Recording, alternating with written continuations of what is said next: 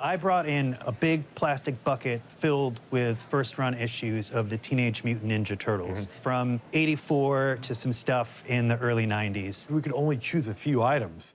Sometimes pop culture history begins in the most unexpected places. What started as a simple connection in a local restaurant becomes part of the origin story of a global phenomenon. This collection centers around Teenage Mutant Ninja Turtles, created by Kevin Eastman and Peter Laird, who founded Mirage Studios in 1983.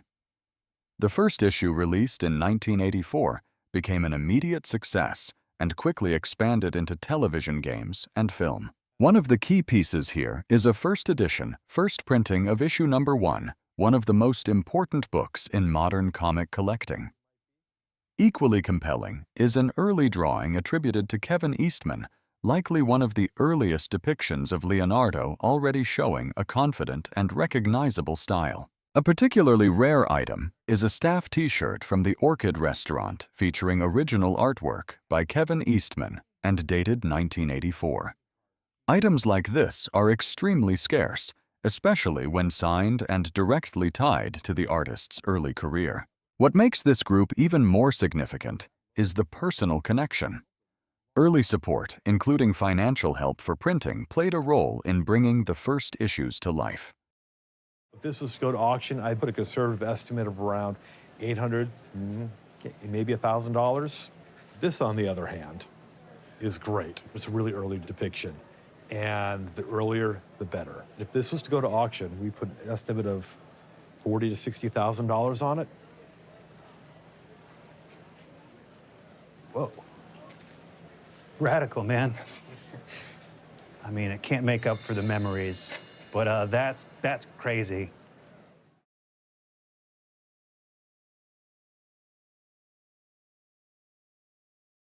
They were my great-grandfathers. So my great-grandfather grew up in the same village as Joseph Hoffman in Czechoslovakia, and then they both moved to Vienna, and then my great-grandfather wanted to support him in his designs, and so he acquired these.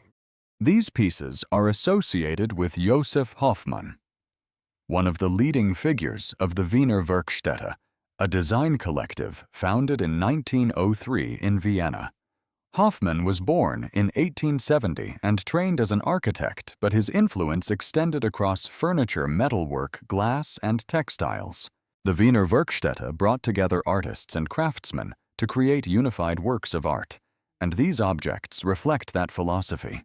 Each piece is hand-hammered silver, showing the precision and discipline that defined Hoffmann's design approach. On the underside, the marks confirm their origin.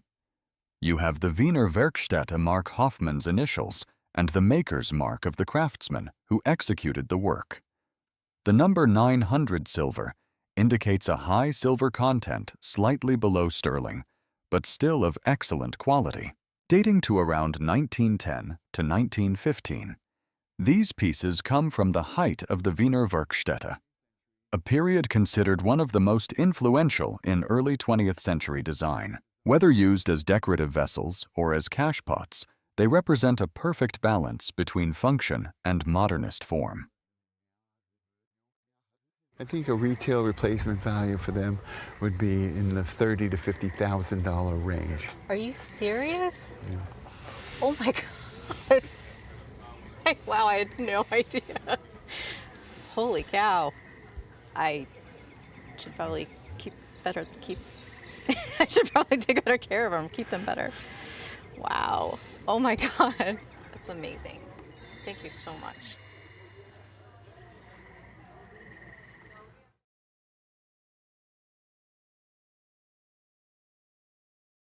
I brought a necklace that was given to me as a wedding gift. It belonged to my great-grandmother. I believe it was actually a gift for her 18th birthday. So I imagine it would be the 1910s. Elegance and engineering meet in this exquisite pendant watch by Cartier, a piece that transforms timekeeping into wearable art. Created between 1910 and 1915 in Paris, it reflects the refined aesthetic of the Edwardian era, often associated with the Belle Époque, when luxury objects were defined by delicacy detail and craftsmanship. Formed in platinum and yellow gold, the watch is richly set with rose-cut diamonds and natural pearls, hallmarks of early 20th century design. Deep blue guilloche enamel on the reverse adds a luminous layered effect achieved through a precise, hard-fired technique. The diamond set initials ES indicate a custom commission, giving the piece a uniquely personal origin. At its core is a finely made movement produced in collaboration with Jaeger-LeCoultre, reflecting Cartier's commitment to both beauty and precision.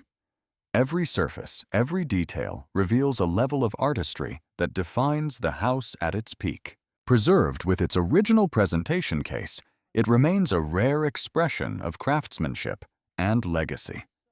A jewel where time itself becomes part of the design. Retail price on this watch is going to be $25,000 to $30,000. Holy smokes, that's wild. Well, I better keep care of it. Safety deposit box, here we come. Unbelievable condition and unbelievable to find it in the original box. It's awesome.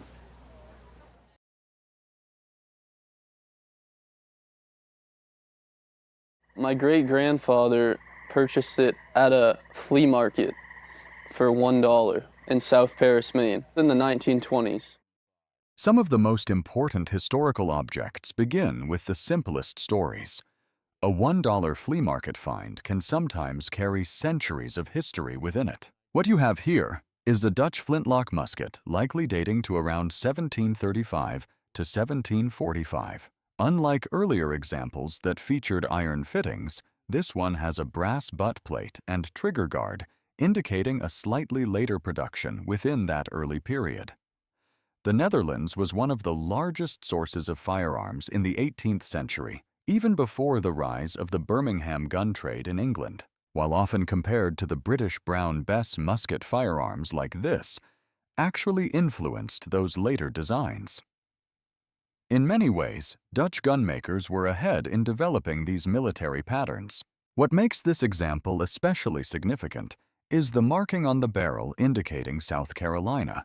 During the early 18th century, the British government purchased large numbers of Dutch muskets to arm the American colonies, often reusing existing weapons. The gun also retains a Dutch arsenal rack number, confirming its origin and military use. Most importantly, it remains completely original, an untouched example in what collectors call attic condition. This is not just a firearm, it is a rare and well-documented piece of early colonial history, preserved in remarkably authentic condition.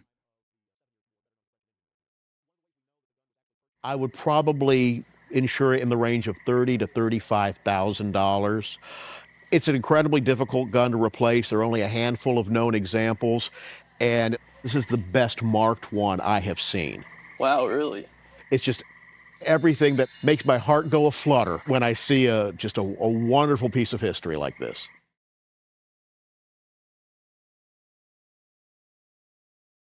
It's my dad's guitar. He acquired it back in 1963. His mother bought it for him at a music store in Ardmore, Pennsylvania, and it had it shipped to him at Langley Air Force Base in Virginia. Some instruments are more than just tools for music, they carry a lifetime of memories.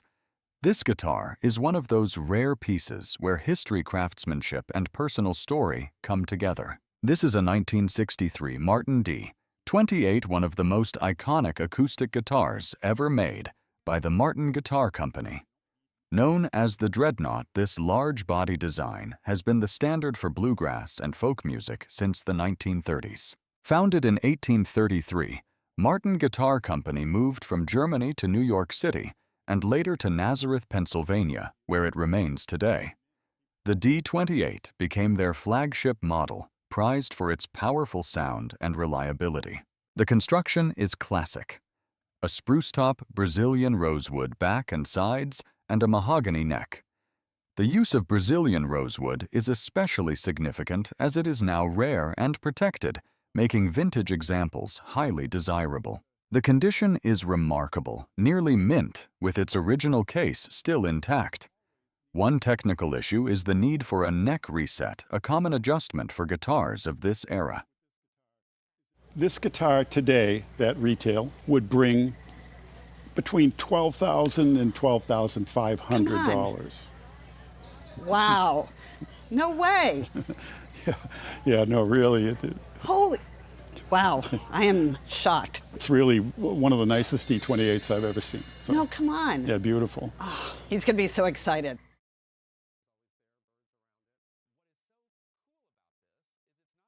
This is a cast iron birdhouse. I remember at my grandparents' house, it was mounted on a post out in their yard. As a little kid, we would play, and it was always there, birds around it. What looks like a simple birdhouse might actually be a hidden piece of American design history. At first glance, this is just a cast iron birdhouse, but a closer look reveals something extraordinary. It is a detailed miniature of Clifton House, a real architectural landmark in Roslyn Harbor, New York on Long Island. The original home was designed by Frederick Copley and built between 1862 and 1863 in the Flemish Gothic Revival style.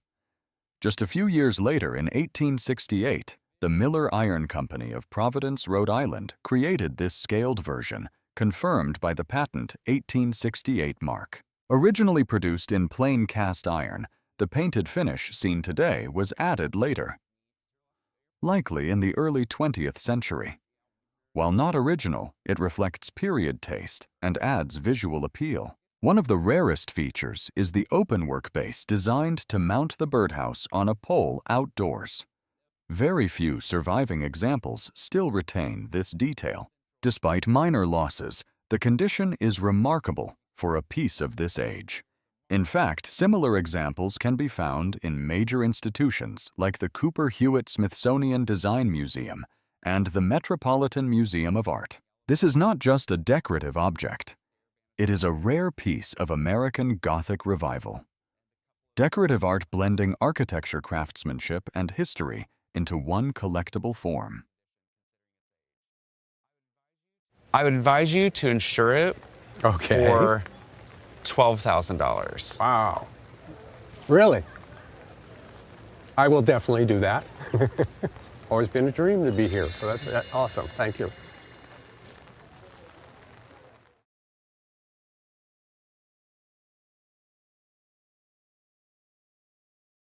My father's turning 92 this year.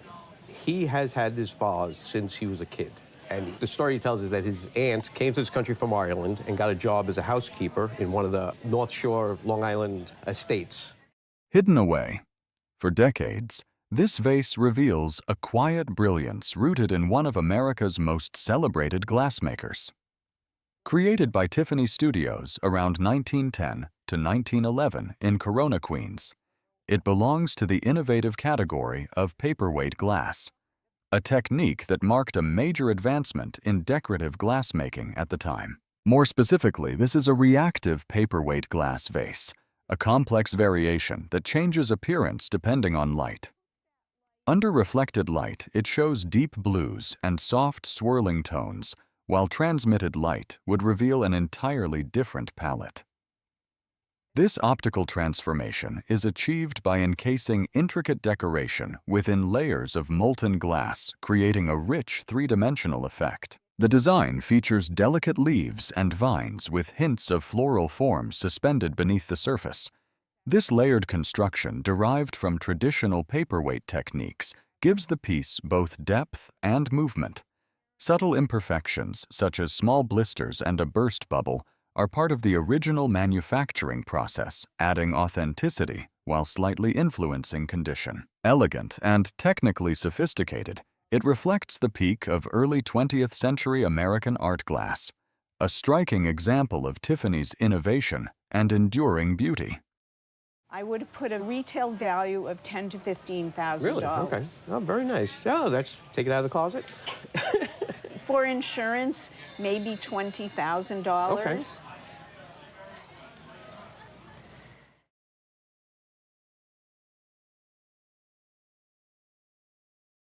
I brought a painting that was my grandfather's, and it hangs in my bedroom. My grandfather always put some information about whatever he had. So on the back here it says, Mr. Couse, who painted this picture, told me that it was the portrait of a Tlingit Indian of the Columbia River region. This is an oil on canvas by Edgar Irving Cowles, an American painter born in 1866 and active into the early 20th century. He was classically trained studying in Chicago, New York, and France, which shaped his refined technique around 1897 to 1901. Cowles traveled to Oregon, where he spent time documenting the people of the Northwest Coast tribes, including the Klickitat. This portrait, believed to depict a native individual from the Columbia River region, was likely painted during that period, making the estimated date around 1900 accurate. Cowles later became well known for his work in Taos, New Mexico, where he was a founding member and the first president of the Taos Artist Society. That connection adds depth to his artistic importance. The painting itself reflects both academic training and regional subject matter, combining portraiture with cultural documentation. The inscription preserved by the family adds meaningful provenance. This is not just a portrait, but a historically grounded work by a recognized American artist, linking early Western art with native representation. I would expect it to bring in the $10,000 to $15,000 range. That's unbelievable. Thank you. I would insure it in the $20,000 to $25,000 range. Thank you.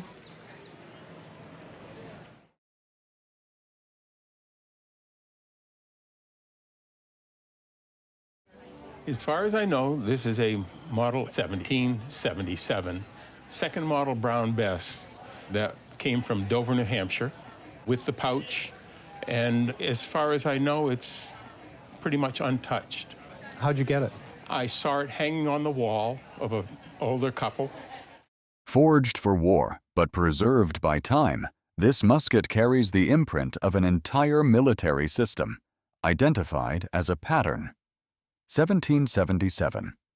Short land musket, it was one of the standard British infantry weapons of the late 18th century, closely associated with the American Revolutionary War.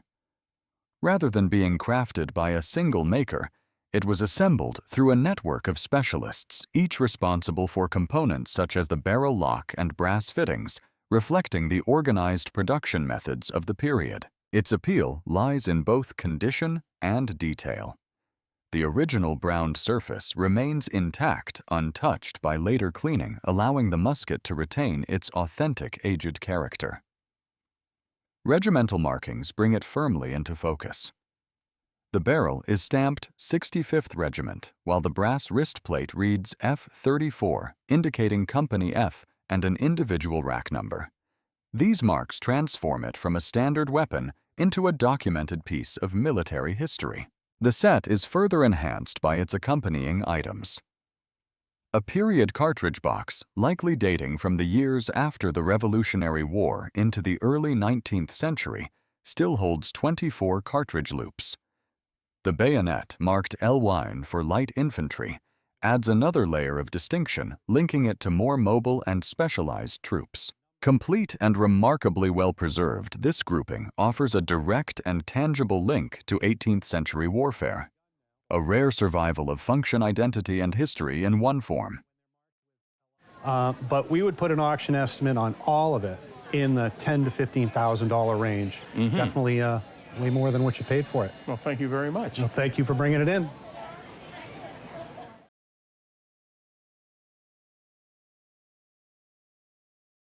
I brought in an Uncle Sam doorstop. It's really heavy, and it says for the open door policy, which I'm not sure what that was, but it was my grandmother's, and it's been handed down for generations, and now it's mine. Bold and unmistakable, this cast iron figure turns a simple household object into a statement of history and identity. Depicting Uncle Sam, it was produced in the United States around 1910 to 1920. When foundries in regions like New England and the Midwest were creating both practical items and decorative novelties for everyday use. Cast in solid iron and finished with hand-applied paint. The piece was designed as a doorstop, yet its visual impact goes far beyond function. The base is inscribed, "For the open door," a clever phrase that works both literally and symbolically. It alludes to the open door policy, a diplomatic initiative introduced by the United States around 1899 to promote equal trade access in China, transforming a domestic object into a subtle political reference. What makes this example especially remarkable is its preservation. The original painted surface remains intact with fine crackling that signals age and authenticity. Many similar pieces have lost their paint over time, making surviving examples with untouched surfaces extremely rare. The crisp modeling, particularly in the face, further elevates its appeal.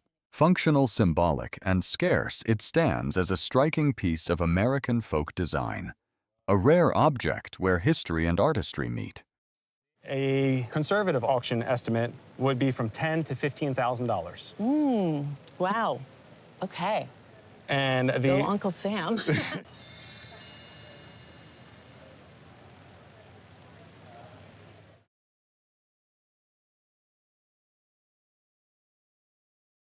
I own a school building in Waldboro, Maine, and we've been renovating the building, turning it into a creative compound. And as the guys were doing demo, in the ceiling, they found a whole bunch of alcohol bottles and these beer cans. They almost kind of threw them all away. I'm like, oh, these look so cool. They're like super graphic. Hidden above a ceiling for decades, these beer cans reveal a vivid piece of American brewing history. Discovered in Waldoboro, Maine, they belong to the era of the cone-top can, a distinctive design introduced in 1935 and phased out by around 1960.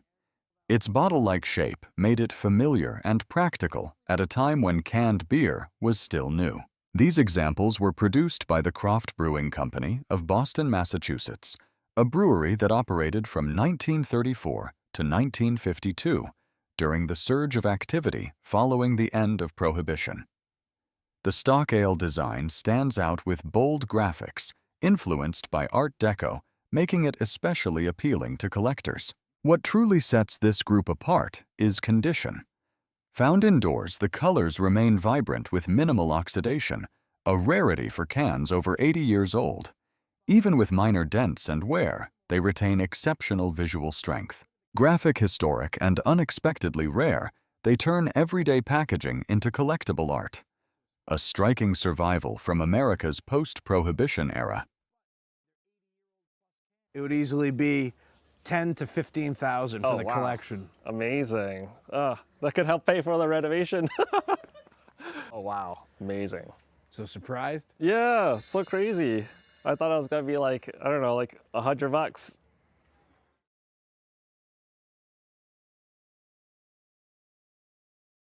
When I was 11, my mother decided to take a leave from her job at the Museum of Modern Art in New York and took us to France, the south of France, for 6 months. We biked all over. One trip, we biked all the way to Valeris because we lived in Saint-Laurent-du-Var, which is outside of Nice, and she bought the plate.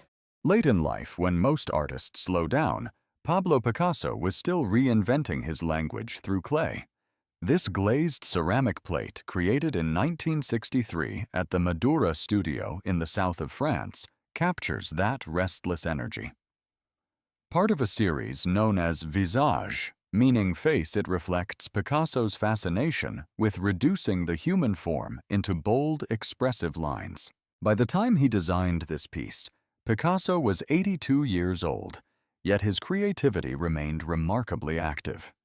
Since working with Madura from 1947, he had transformed traditional ceramics into a modern artistic medium. Here, fluid brushwork and simplified features create a face that feels both immediate and timeless, balancing spontaneity with control.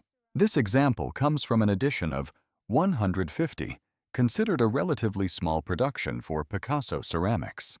Each piece was individually numbered, linking it directly to the original design, while still allowing subtle variations in glaze and finish.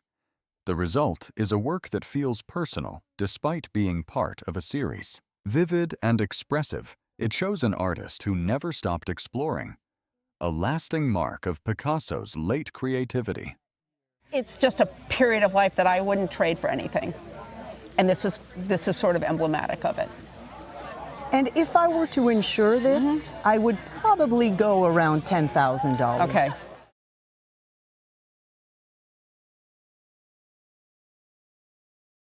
My grandmother passed away in 1982, I believe. One of her helpers sent us a box of stuff, and this was in it.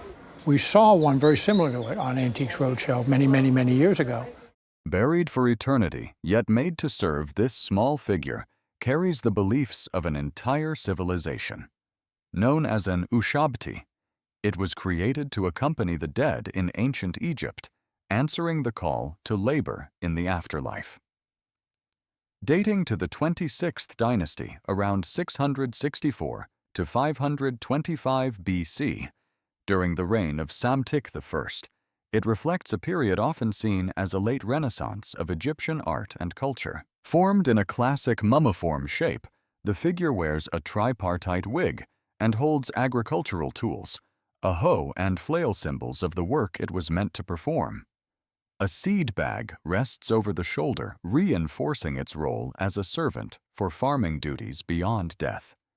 Inscribed with text from Chapter 6 of the Book of the Dead, it was believed that when called upon, the figure would respond and act in place of the deceased. Crafted in faience, a glazed ceramic material prized in ancient Egypt, its soft pale green tone is characteristic of the Sate period. Subtle staining from burial conditions remains visible, adding to its authenticity while preserving its finely modeled features. Both symbolic and finely made, it represents the enduring connection between art belief and the afterlife, a timeless echo of ancient Egypt. I think the retail value would be in the region of $8,000 to $10,000. Okay. And I would insure it probably for about $15,000. Very good.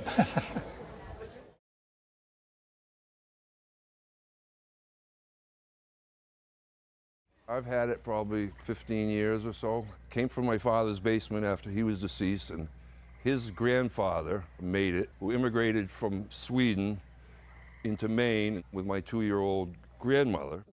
Few objects capture both motion and memory as vividly as this striking wooden figure. Created around 1900 by a Swedish immigrant in Stockholm, Maine, it reflects a time when craftsmanship and commerce met along rural roadsides. Figures like this were placed outside general stores or stage stops designed to catch the eye of passing travelers and invite them inside. Carved from solid wood, the piece is enriched with a mix of materials that reveal careful hands on construction. The lower section of the coat is made from painted oilcloth, while the belt is genuine leather. Across the chest, pressed gold foil forms a crossbelt and medallion, adding a subtle decorative contrast. The uniform, once a strong blue, has mellowed with age, and the entire surface remains remarkably untouched. Fine crackling in the varnish and gentle wear across the figure preserve its original finish, a feature highly valued in American folk art collecting. The military styling draws from 19th century Swedish uniforms, yet the figure's deeper meaning lies in its dual role as both advertisement and sculptural expression. It is a rare example where purpose history and artistry remain fully intact. Today, it stands as a quiet but powerful testament to immigrant craftsmanship and early American roadside culture. We all put our heads together and thought that a good auction estimate for this figure would be $8,000 to $12,000. Interesting. On the Roadshow. Don't put it out on the dock anymore. No, I was just an experiment. He twisted a little bit in the breeze. So do I.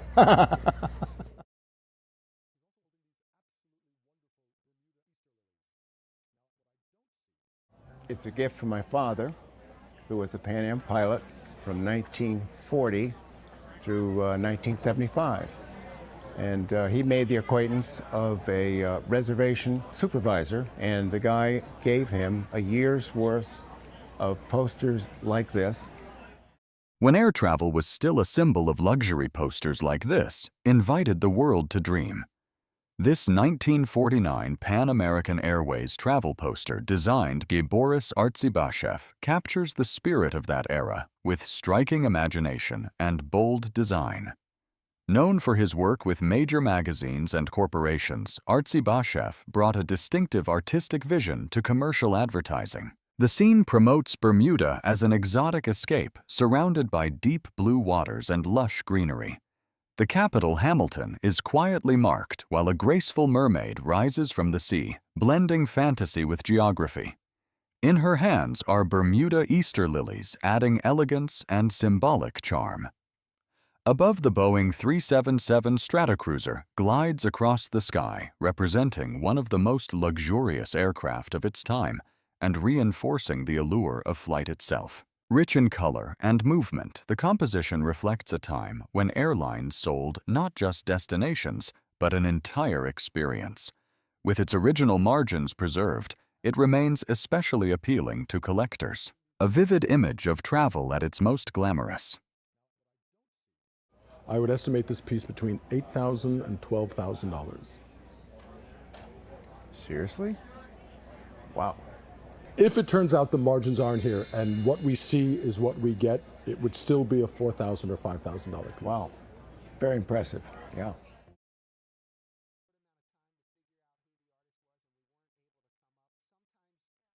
I think they came from my great-grandmother's house in Kentucky. They ended up with my grandma here, and when she passed away, my dad cleaned everything out, and they almost ended up in the dumpster, but my wise, brilliant mother saved them from the garbage and had them under her bed for like the last 15 years.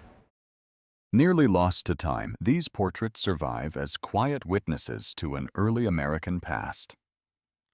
Painted in oil on board, they depict a husband and wife likely created between 1810 and 1820, based on the clothing and style. The woman's high-waisted empire silhouette and the gentleman's attire reminiscent of the War of 1812 era firmly anchor them in the early 19th century. Their construction offers further clues.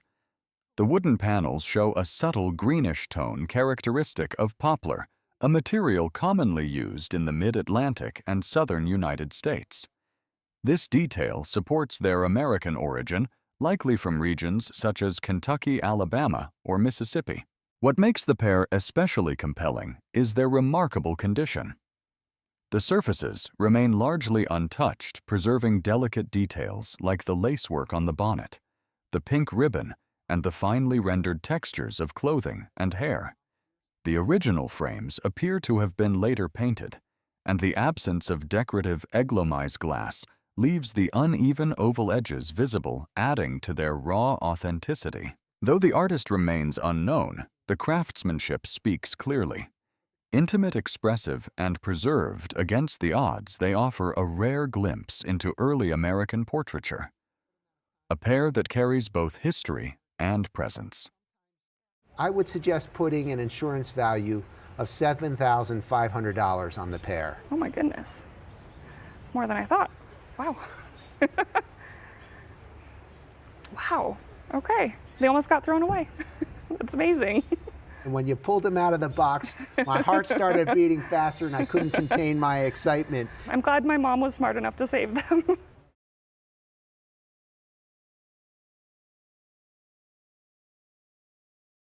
It belonged to my mother, who died about 4 years ago. She lived in Tokyo for a long time, and she started a great collection of Asian art. Serene and timeless. This bronze figure reflects centuries of devotion and artistic tradition, depicting Guanyin, the Bodhisattva of mercy. It originates from China during the Ming Dynasty, likely dating from the late 16th to mid-17th century. Revered across East Asia. Guanyin embodies compassion, protection, and spiritual grace, making such figures central to both temple worship and private devotion. Cast in bronze using traditional methods, The figure retains evidence of its original construction, including traces of the red clay core used during the casting process. Its proportions, particularly the scale of the head and the calm, balanced posture, are characteristic of Ming period sculpture. The figure once held a lotus, a symbol of purity, and still bears remnants of its original form. Originally, the surface would have been entirely gilded. What remains today are fragments of gilt lacquer, a technique where gold was applied over a lacquer coating. Over time, the lacquer has dried and flaked away, revealing glimpses of the brilliant gold beneath, adding both texture and authenticity to the piece. Graceful and deeply symbolic, it represents both spiritual belief and refined craftsmanship. A lasting image of compassion cast in bronze. I think this would have perhaps a conservative auction value of $7,000 to $10,000. Wow. Wow. My mother would be so excited if she was here. And I'm very certain that's not what she paid for it. It's quite a souvenir.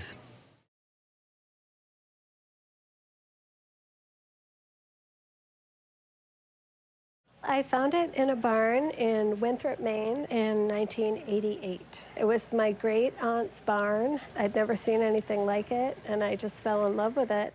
Some of the most unexpected discoveries come from the quietest places. What began as a find in a barn turns out to be a striking example of American craftsmanship. This piece belongs to the tradition of Adirondack furniture, often called twig furniture, which developed across New England and the mid-Atlantic in the late 19th century. It emerged alongside the arts and crafts movement when makers focused on handcrafted design using natural materials. The construction reflects that philosophy. The frame appears to be made from laurel or similar wood, with the bark removed combined with elements of willow or vine. Each piece is cut and fitted together almost like a puzzle, giving it a distinctive handmade character. Details such as the nails indicate it was made after 1880, placing it firmly within the height of this style, which remained popular into the early 20th century. Pieces like this were often created for rustic lodges, especially as urban families sought retreats in mountainous regions. What sets this example apart is its strong visual presence. While many examples are more subdued, this one has a bold graphic quality that makes it especially appealing. The historical photograph, tied to Danvers, Massachusetts, and dated 1899, supports both its origin and period, adding an extra layer of context. This is not just rustic furniture. It is a compelling piece of American folk art, combining function, creativity, and regional identity. I think a retail price for a folk art show would probably be around $6,500. Wow. That's great for a barn find. Let's see, you got anything else in the barn? Bunch of chicken coops.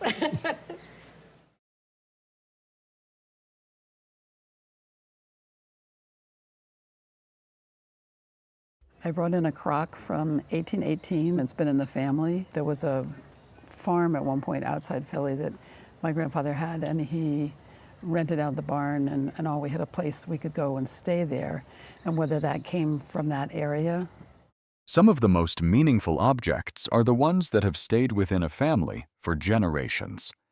What appears to be a simple storage jar reveals itself as an early piece of American pottery. This is a redware jar, dated 1818, most likely produced in Chester County, Pennsylvania, an area well known for its pottery traditions in the late 18th and early 19th centuries. The form, with its rounded body and applied handles, is consistent with regional examples made from locally sourced clay. The decoration is particularly telling. The use of slip decoration, along with manganese markings and touches of copper oxide that create green tones, strongly supports its attribution to this region.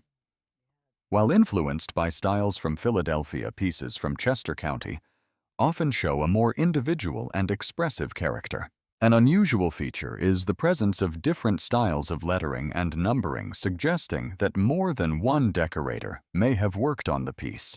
This is not commonly seen and adds to its interest. Originally, jars like this were purely utilitarian, used for storing liquids or dry goods, despite minor chips and wear, which are expected for redware. The piece remains a strong and desirable example of early American pottery. You could put at auction in the range of $6,000 to $8,000. Wow. And I used to keep it at the top of the stairs, and then when I saw something on Roadshow, I was like, maybe I shouldn't leave that at the top of the stairs.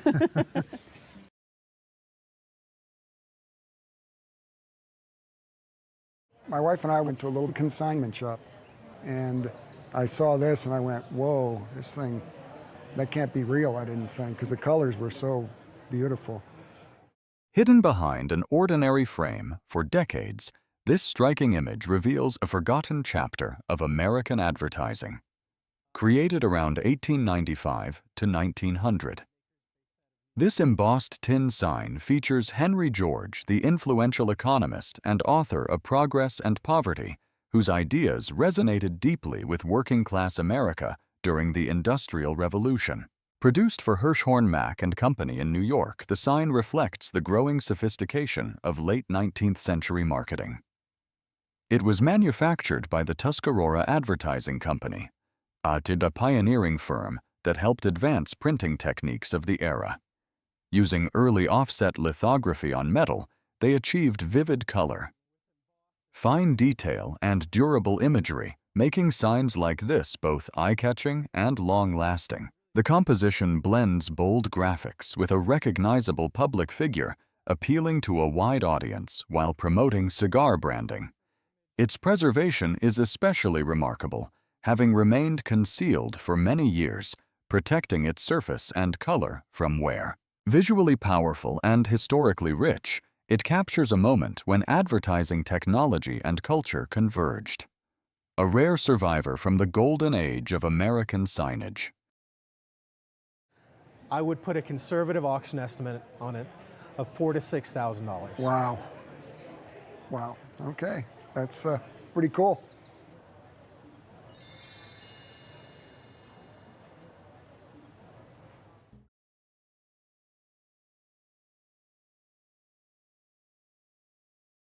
This is a denim jacket that was owned by my dad when he was a kid. He was born in 1936, so it likely would have been his parents that would have gotten it for him. He was probably 7 or 8-ish. Worn in childhood and preserved through generations, this denim jacket captures the early legacy of one of America's most iconic brands. Identified as a Levi's Type 1 jacket, it dates to the late 1930s to early 1940s, a formative period in the evolution of denim workwear. Originally known as the 506XX blouse, it represents Levi's first true denim jacket design, laying the foundation for everything that followed. Its details firmly anchor it in this early era. The single chest pocket with flap the signature front pleats, stitched for adjustability, and the back cinch all reflect a time when garments were built for durability and fit. The silver-toned cinch buckle and absence of wartime simplifications indicate it predates World War II production changes. The iconic red Levi's Big E tab, printed on one side, further confirms its vintage status. The deep indigo color remains remarkably strong, with natural fading at the collar and elbows that speaks to authentic wear rather than later alteration. Uncut pleats add to its desirability, preserving the jacket's original structure and intent. Both functional and collectible, it stands as a cornerstone of vintage denim history, a rare survivor from the beginnings of modern American style. I would think at an auction, an estimate of $3,000 to $5,000 would be about right. Wow, that's awesome. That's really cool. I think my dad would be proud to know that, and I know my family would be proud to know that. We'll certainly take care of it.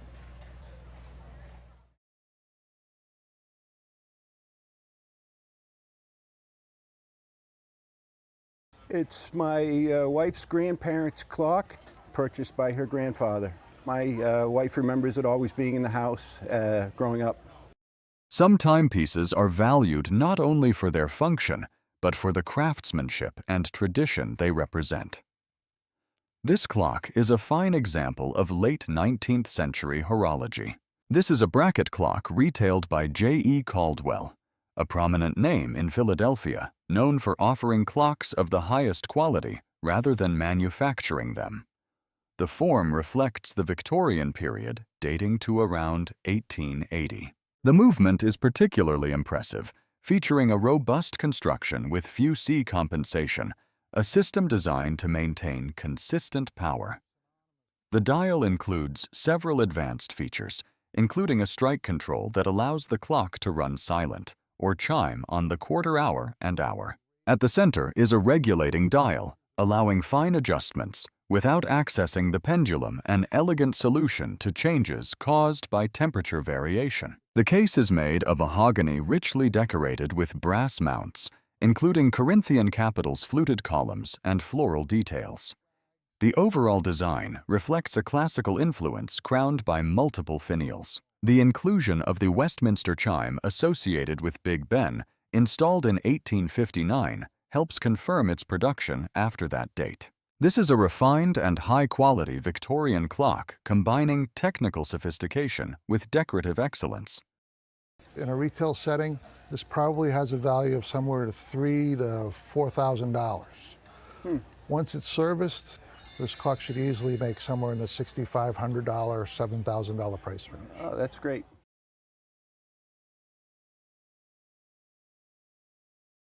I'm a sports fan. I'm a baseball fan primarily, but I do love hockey, and I love Wayne Gretzky. He was at a sports show right after he broke the record, and he signed it for my dad for me. This is a game-issued stick made for Wayne Gretzky, widely considered the greatest player in hockey history, often compared to Babe Ruth in baseball.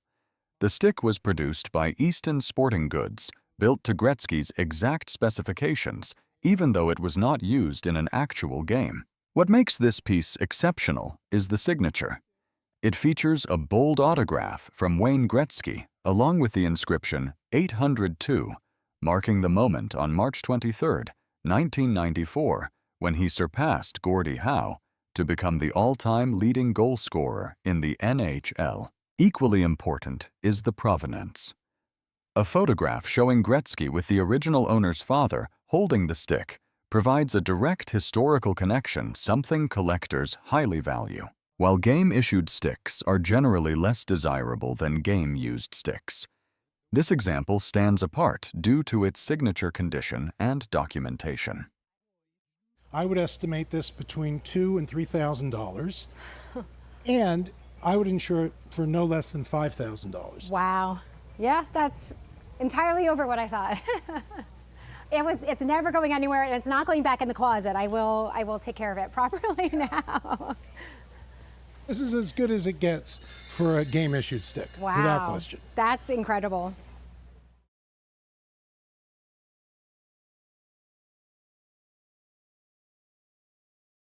I brought a spearhead. I found it on my folks' property out of Mandan, North Dakota in about 1947. How old were you when you found it? Oh, you'd ask that. Shaped thousands of years before recorded history. This small stone point carries the legacy of North America's earliest inhabitants. Found in Mandan, North Dakota, it is crafted from Knife River flint, a material prized for both its durability and its remarkable translucency when held to the light. Dating broadly from the Archaic to Woodland periods, approximately 8000 BC to around AD 1200. The piece belongs to a time before formal tribal identities as we know them today. Instead, cultures are understood through their tools and technologies. Its form, including the worked edges and base shape, reflects adaptation to changing environments from post-Ice Age hunting to the gradual introduction of agriculture and pottery. Knife River flint is unique to a small region in western North Dakota, making artifacts like this especially significant. Its glass-like quality allowed for precise shaping, resulting in tools that were both functional and highly valued in trade among indigenous groups. Simple in appearance, yet rich in meaning, this point is more than a tool. It is a direct link to early human ingenuity on the American plain. I would expect it to bring in the $2,000 to $4,000 range. That's pretty good. That's pretty good. Thank you.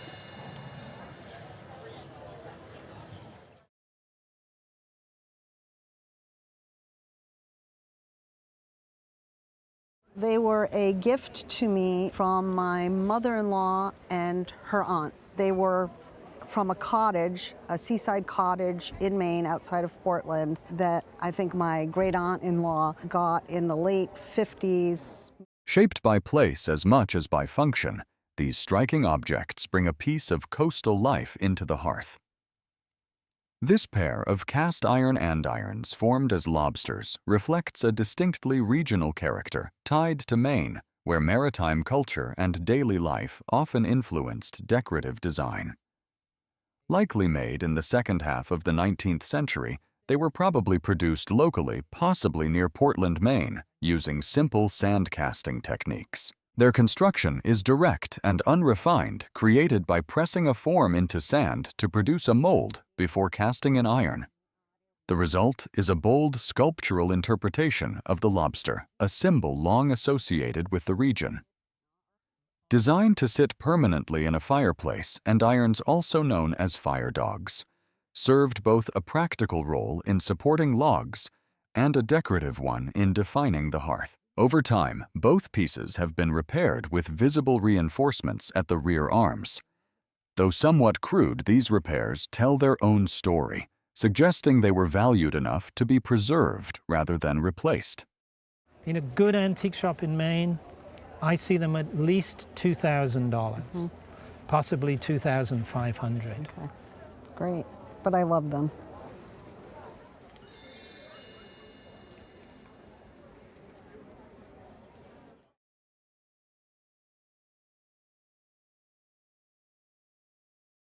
This beautiful gal here is? My mother. Wow. Probably this picture was taken in the early 40s.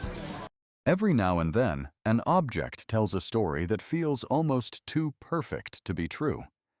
This cameo is one of those rare moments where artistry and personal history come together. This is a finely carved cameo made from conch shell, most likely produced in Naples, Italy, the historic center of cameo craftsmanship. The level of detail is exceptional, capturing the subject with remarkable precision and lifelike character. One particularly unusual feature is the direction of the profile. While most cameos face right, this one faces left, a rarer choice that adds to its uniqueness. The frame is equally striking, designed with a garland and ribbon motif in gold. Beyond its beauty, the gold itself carries intrinsic value and enhances the overall presence of the piece. Given its quality and likeness, this was almost certainly a commissioned portrait likely created during the Second World War, when such keepsakes held deep emotional meaning. This is not just jewelry, but a personal work of art that blends memory craftsmanship and historical context. I would say at auction, probably $1,500 to $2,000. That's great. You're not selling it. No. For insurance, $3,000. Terrific, that's great to know. But I'm telling you, all the years we're doing this, never did it match up like this.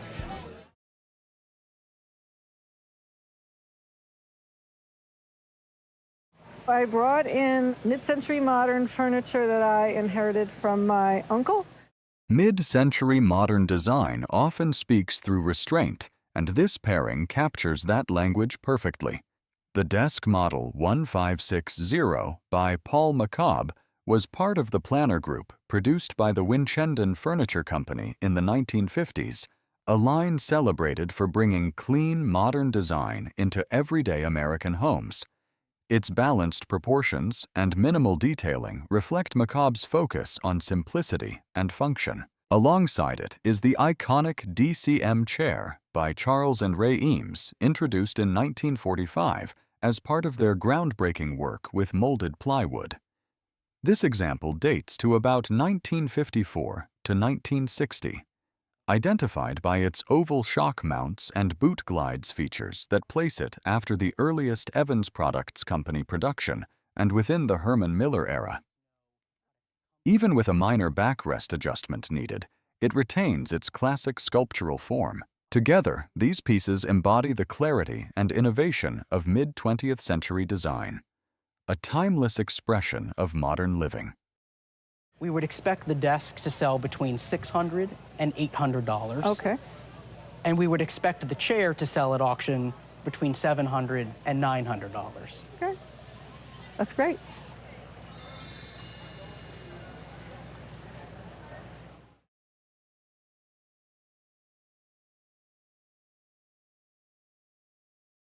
I came across this fan, and it was probably in the 1990s, and I used to go to some West Hartford, Connecticut shows, and they were vintage shows with various jewelry and materials. Sometimes the smallest purchases lead to the biggest surprises. What once seemed like a simple decorative fan turns out to be something far more refined. This is a 19th century Tiffany lace fan, still preserved in its original silk-covered Tiffany box, an important detail that adds both authenticity and appeal. The fan features delicate hand needle lace combined with mother-of-pearl guards and sticks, showing the fine craftsmanship associated with Tiffany accessories. One of the most important details is found at the base, a loop marked Tiffany, along with a 14-karat gold mark confirming the presence of gold elements. While subtle, this contributes meaningfully to the overall value. The condition is quite good, with only slight discoloration along the lower section, likely from long-term contact with the structure. This kind of wear is typical for pieces of this age. Fans like this were often sold as accessible luxury items, allowing buyers to own a Tiffany piece without purchasing high-end jewelry. Where the value is coming from, I'd given an auction estimate of $800 to $1,200. Oh, that is just wonderful. Yeah. I've enjoyed the show tremendously today, so it's been fantastic.